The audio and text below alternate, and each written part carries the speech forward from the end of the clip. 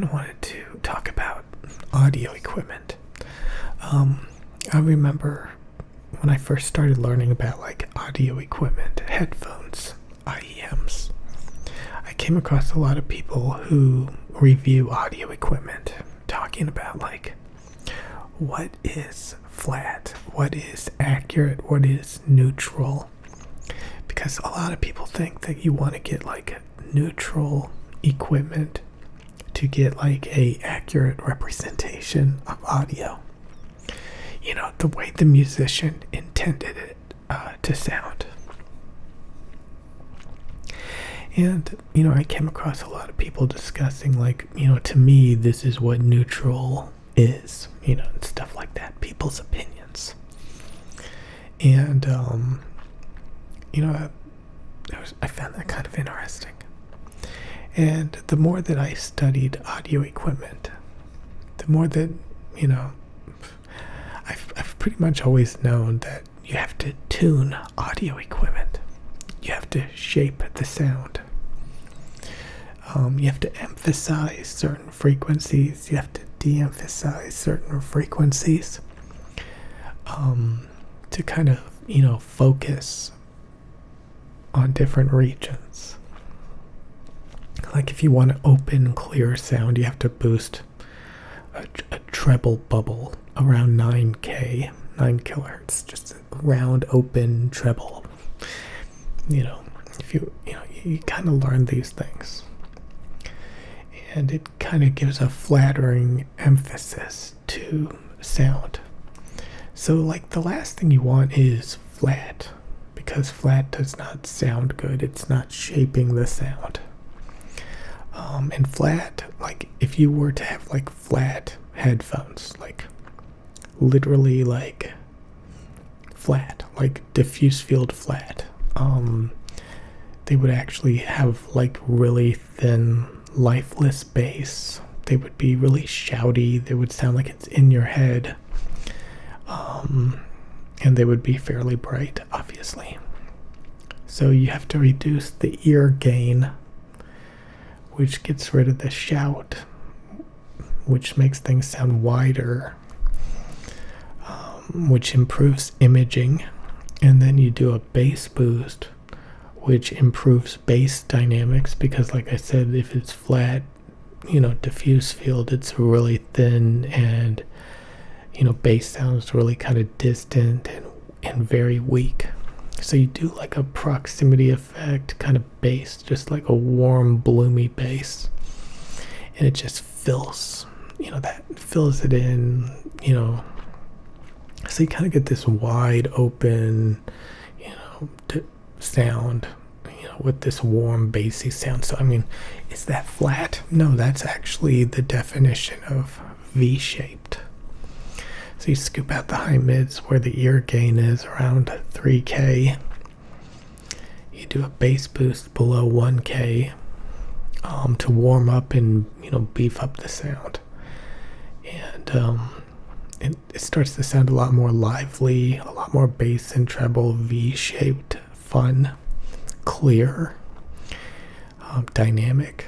And honestly, if you look at like the ear sensitivity chart, you know, that's what the human ear wants to hear, you know, fun, V-shaped. So, you know, a lot of people know about flat, and a lot of people know about like V-shaped. So flat is like flat, boring, neutral, accurate, quote, quote. And then V-shaped is like fun, colored, you know, bass and treble, recessed mids, recessed vocals with, you know. And the more that I studied this, the more that I realized that there is really no flat headphone. Like, what is considered flat? The Sennheiser HD600. If you look at it more in depth, it has very boring, lifeless, weak bass that does not sound like real life at all. It has a dark, grainy, fatiguing treble with, you know, a lot of shout. In the ear gain region, it's kind of lumpy. It's got like this 3K bump. So, like, is that flat? A kind of dark, grainy, shouty, weak bass headphone, is that flat? Is that accurate? No, it's you have to be really kind of inept to think that's flat. So you got a headphone like the DT990s that have a bass boost, recessed high mids, diffuse field level treble. It definitely sounds bright, wide, warm, bassy, and the bass sounds like real life. If you filled a room with like some nice speakers or something, it would be really warm and bassy. It would sound kind of like you're in a club or something. And then you got this nice, clear, articulate treble. So what I found is V-shaped is actually the most accurate. If you have the treble below diffuse field, it sounds dark. And if you have like the mid bass, which is around 200 hertz, if it's not kind of warm, it sounds very anemic and thin.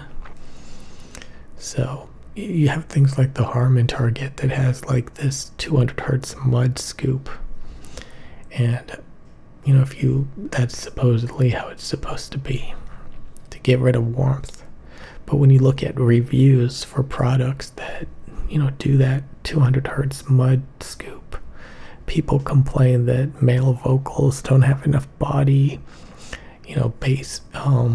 Bass instruments, what are they called?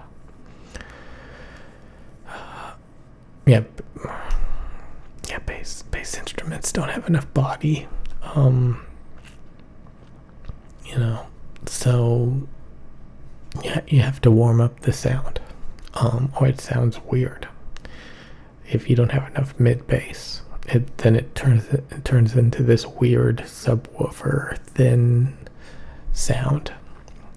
So you have all the, like, if you look at people's general consensus, people like a little bit of warmth to give body to sound, a little bit of mid bass.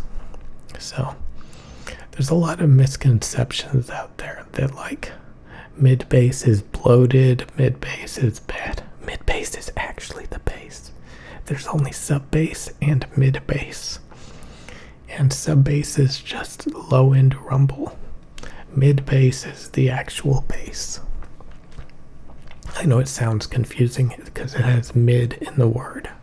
Like, oh my god, the bass is bleeding into the mids. That's mud. That's kind of what happens, like, in the real world, So, this kind of warm, filled out sound, this engulfing sound, is actually how it's supposed to be, from my understandings of it. So you got these people who say that they want flat headphones, and they simply don't exist.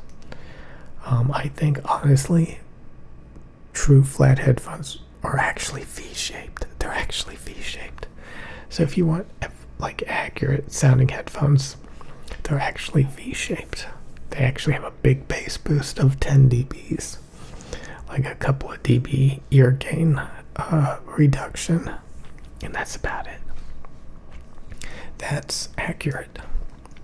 That's good imaging. That's accurate dynamics. And that's honestly what I think is. Isn't that funny? V-shaped is the actual flat, and there actually is no such thing as flat headphones or IEMs. Typically those have like lifeless bass that is not accurate, and typically a lot of times they have no treble, so they're kind of mid-range. So a lot of mid-range focused audio equipment, which typically has like poor bass and treble extension, has been given the honor of being flat, but really it's just really poorly tuned. So shouty, dark, weak, thin bass is considered flat, which is not true. So my understanding of audio is just from me listening and interpreting how it sounds to me. So it's funny that a lot of people think V-shaped is like consumer and flat is like accurate and neutral and transparent, when that actually doesn't exist. Those are typically dark, have no bass. And then there's studies that like they do a bass boost, like a subwoofer bass boost. Like I said, they don't want it to go into the mid bass, which just sounds like a damn subwoofer. So because they try to get rid of mud. So there's like all of this weird studies and research trying to figure this out, and it's all based on like subjective studies. So at the end of the day, audio is subjective, I guess, because it's based on these studies that don't make any sense to anybody. Nobody follows those rules. And based on my analysis, most headphones try to be warm and bassy. Some of them have good treble extension, some of them do not. And I think that's, really just due to the design of the headphone. They just,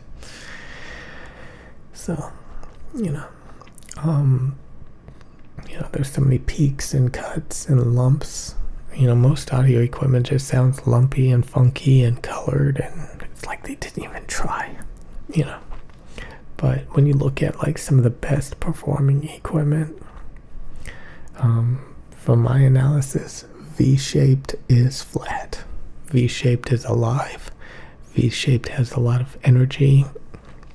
It's dynamic. It's very clear.